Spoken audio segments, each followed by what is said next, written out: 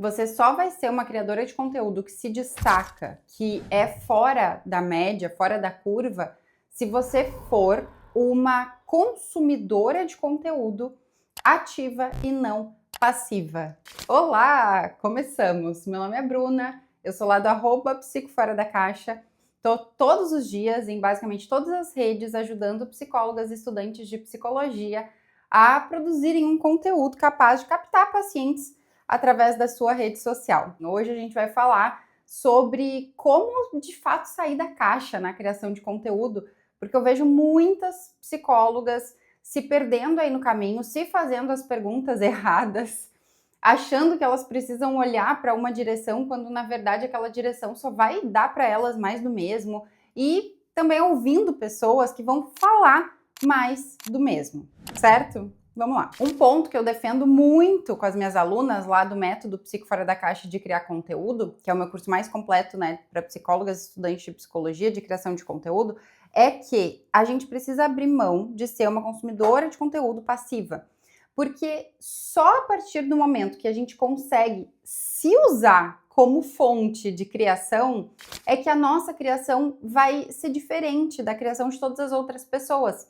E o erro tá em a gente fazer um copia e cola de todo mundo, porque fica sem alma, gente, fica sem coração, fica esses conteúdos generalistas, sabe? Esses conteúdos gerados por IA. Eu não sou contra a IA, eu ensino as minhas alunas a usarem a IA a favor da criação de conteúdo, mas, gente, eu sou contra depender disso. Eu sou contra dar na mão da IA o que é mais bonito da criação, que é a criação em si, que é esse processo criativo, que é essa conexão com a gente, com o mundo. Então, o que eu quero que a gente entenda aqui a partir dessa reflexão nesse vídeo? Já começo te dizendo que não vai ter um passo a passo, vai ser uma reflexão mesmo, para que você tenha um olhar de criador, para que você expanda o seu mundo. Você precisa olhar mais para dentro e ficar mais em contato com aquilo que faz você desejar algo. E eu estava falando para as minhas alunas, né, com base numa experiência minha, o quanto eu sou muito atenta nisso, gente. Eu tô com vontade de comprar um certo curso específico lá. E eu não tô, gente, eu não tô com tempo para curso. Eu não tô querendo investir dinheiro em curso. Eu tenho os cursos que eu tô fazendo, as formações que eu tô fazendo, então eu tenho cursos em andamento. Eu não tô afim de comprar mais um curso, mas tem uma criatura que tá postando ótimos stories que tá me fazendo querer comprar um curso. Não é sobre criação de conteúdo, não tem nada a ver com isso, tá? Não é nem sobre ACT, nem sobre autocompaixão. É um outro rolê. Mas porque eu gosto, né, de diversidade de assuntos, eu gosto de estudar, eu tenho bastante sede, assim, de conhecimento e de variar os meus aí conhecimentos. Mas eu não tô querendo, só que a pessoa tá, assim, basicamente me forçando, no sentido de ele tá fazendo stories tão bons, ele tá costurando tão bem o dia a dia dele, defendendo tão bem os pontos dele, esse ponto que ele defende aí nesse curso, que eu tô cada vez mais me vendo com o desejo de adquirir esse curso, apesar de não querer. Eu tô querendo, entendeu? Eu vou cair igual uma pata nesse curso dele, e obviamente daqui a pouco eu vou estar comprando. E o que eu faço e percebo quando eu noto isso acontecendo? Eu não fico passiva diante disso. Não.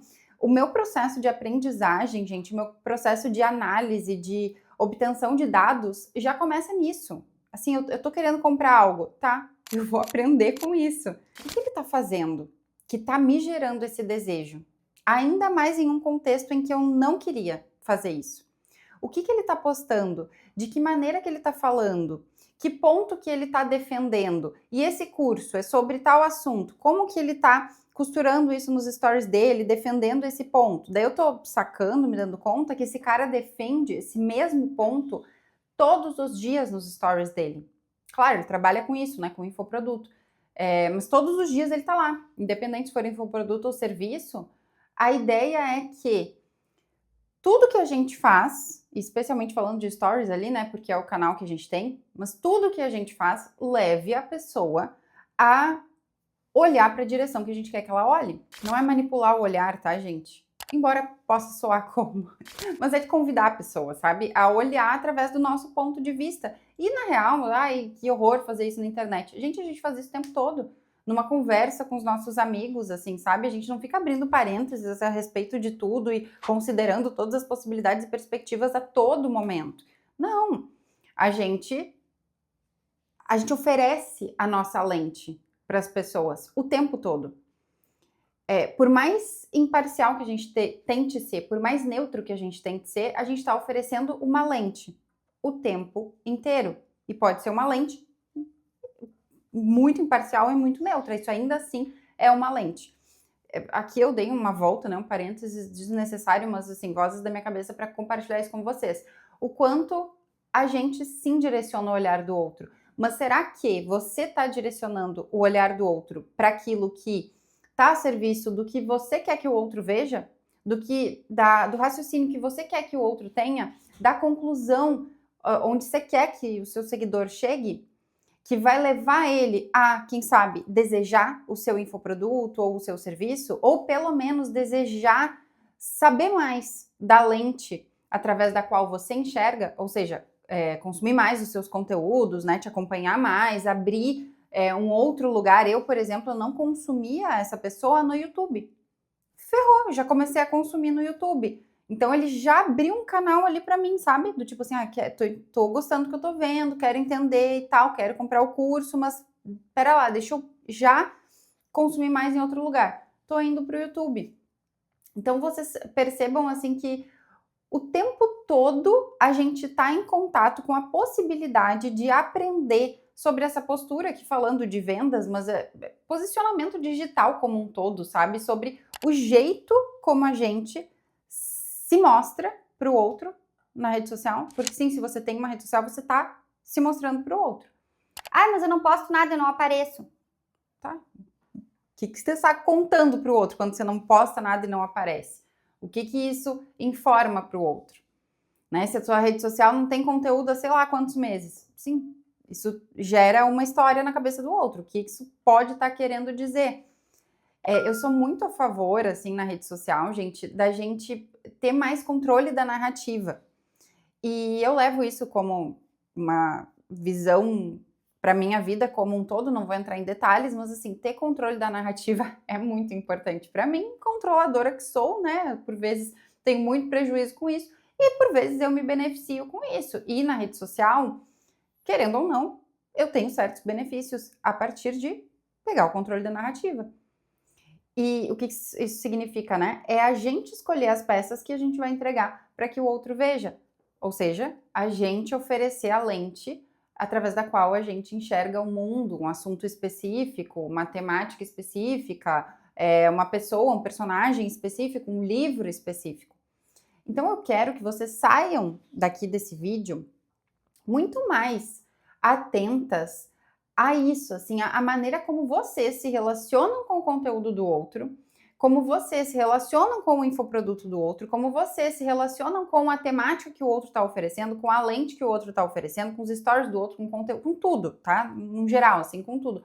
Como vocês se relacionam, porque a partir disso vocês vão obter muitos dados do que vocês podem fazer na rede de vocês. E retomando a história que eu contei ali, a partir do que ele tá me fazendo sentir, eu tô muito mais curiosa. E daí ativar o nosso lado curioso. Eu tô muito mais curiosa. O que esse cara tá fazendo? O que ele tá defendendo? O que ele tá falando? De que jeito que ele tá mostrando isso? Porque eu tô caindo. Eu acho que faço muito parte, assim mesmo, do público ideal dele. Mas apesar de todos os pesares, eu tô caindo. Então, o que ele tá fazendo? E daí eu entro nessa obsessão por entender o que o outro está fazendo. E isso já me trouxe muitos ganhos, porque eu de fato fico muito curiosa. Eu não sou uma consumidora passiva. E expandindo isso para outros lugares, tá? O que faz eu não querer algo do outro também é algo que eu fico muito atenta. O que esse outro está fazendo que não me gera desejo, não faz eu dar moral para esse curso, para esse serviço, não faz eu confiar, que postura que essa pessoa tem ou que postura que ela não tem. Eu fico absolutamente em contato com tudo isso. E pode parecer super cansativo, mas hoje para mim é bem quase que automático mesmo, sabe? Eu começo a perceber, eu começo a ficar ligada e eu começo a me fazer várias perguntas sobre isso. Numa época específica aí, né, da minha relação com a produção de conteúdo, isso me sobrecarregou em alguma medida, porque eu achava que eu tinha que logo colocar aquilo em prática, que logo tinha muita coisa para mudar, muita coisa para fazer, muita coisa para aplicar. Hoje eu trago isso com muita leveza, assim, do tipo, eu posso perceber algumas coisas e por mais que aquilo faça sentido de eu aplicar no meu conteúdo, no meu posicionamento digital como um todo, não necessariamente eu vou fazer aquilo exatamente naquele momento. É um conhecimento que eu adquiri e em outro momento, quando couber, quando eu tiver mais tempo, quando fizer mais sentido, eu vou levar aquilo para a rede. Então não se sobrecarreguem com todas essas informações que vocês vão obtendo a partir desse contato ativo com a rede social. Não se sobrecarreguem com isso, não paralisem com isso, tá? Não é para ontem que vocês precisam aplicar tudo isso, mas mantenham consciência, porque se você tá demais assim nessa passividade da rede, você tá deixando de aprender com a fonte, gente. Qual é a fonte? Não é o outro necessariamente. O outro, por exemplo, eu lá no meu curso, eu sou eu direciono, assim, né? Eu mostro para onde olhar e tal, mas eu não sou a fonte da coisa. Esse cara que tá vendendo lá não é a fonte da coisa, ninguém é a fonte. Quem é a maior fonte de conhecimento? A gente.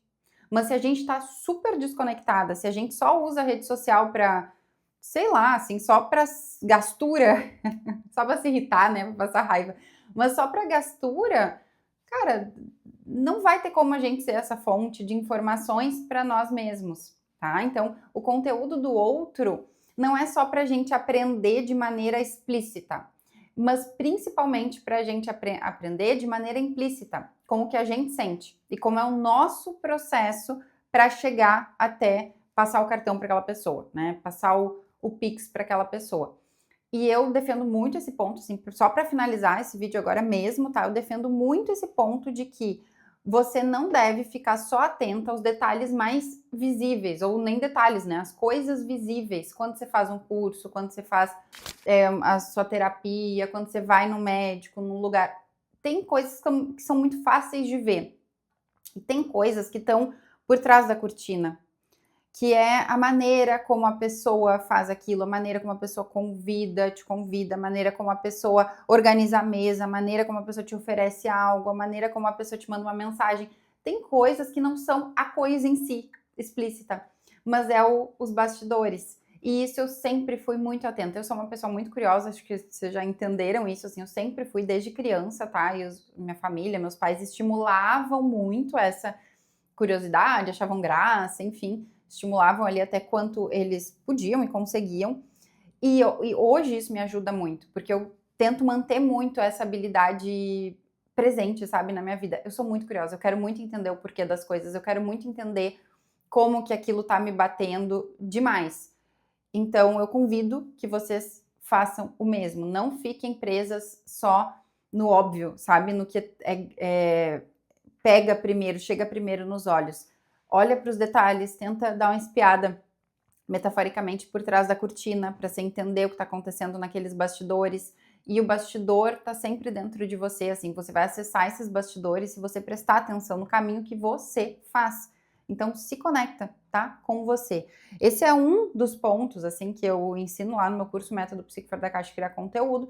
Se você é psicóloga, estudante de psicologia, tá travada na criação de conteúdo, ou não tá crescendo, não sabe se você tá indo pro lugar certo, o meu curso é o lugar para você, tem aulas gravadas, vários módulos, eu trabalho tudo, desde edição de vídeos até módulo de vendas, absolutamente tudo. Temos encontros ao vivo, quanto antes você entrar, mais encontros ao vivo aí você vai pegar. E tem um acompanhamento no grupo de WhatsApp, onde eu mando semanalmente ideias, insights, conto dos meus bastidores e passo feedback dos conteúdos das alunas, respondo dúvidas, então, né, todo mundo tem acesso direto a mim, certo? Não atrase o seu progresso, é isso que eu defendo.